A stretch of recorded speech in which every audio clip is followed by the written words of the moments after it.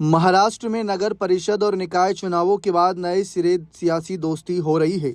BJP, Shiv Sena, Congress और UBT ने दोस्ती दुश्मनी के खेल को ऐसे मुकाम पर ला दिया है जो सभी को हैरान कर रही है। सोलापुर जिले की बार्शी तालुका में जिला परिषद चुनावों के लिए ऐसी ही दोस्ती हुई है। यहाँ डेप्यूटी सीएम एकनाथ शिंदे ने उद्धव ठाकरे गुट से हाथ मिला लिया। इस गठबंधन में शरद पवार और अजित पवार की एनसीपी भी शामिल हो गई। अब बीजेपी को अकेले चुनाव मैदान में उतरना होगा। दरअसल महाराष्ट्र में 12 जिला परिषदों और 125 पंचायत चुनावों समितियों के लिए 5 फरवरी को वोटिंग होगी। वोटिंग की गिनती 7 फरवरी को होगी।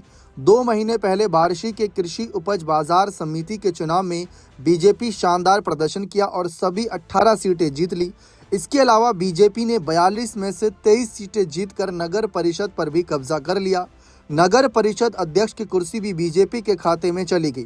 देवेंद्र फडणवीस के करीबी पूर्व बीजेपी विधायक राजेंद्र राउत ने नगर परिषद चुनावों में एकनाथ शिंदे के साथ रणनीतिक गठबंधन किया था, मगर शिंदे गुट के उम्मीदवारों को सीटें नहीं मिली थीं।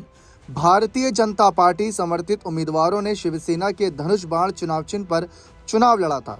इस बात से शिंदे गुट के कार्यकर्ताओं में नाराजगी थी। नतीजा यह रहा कि शिंदे सेना के हाथ कुछ नहीं लगा।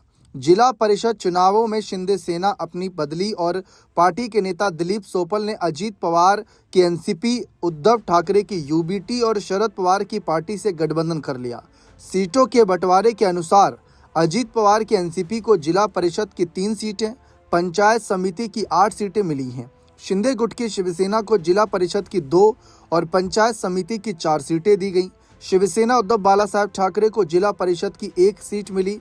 बार्शी में कुल 6 जिला परिषद निर्वाचन क्षेत्र और 12 पंचायत समितियां हैं। शिंदे सेना के इस दांव से बीजेपी को अकेले ही सोलपुर जिला परिषद का चुनाव लड़ना होगा।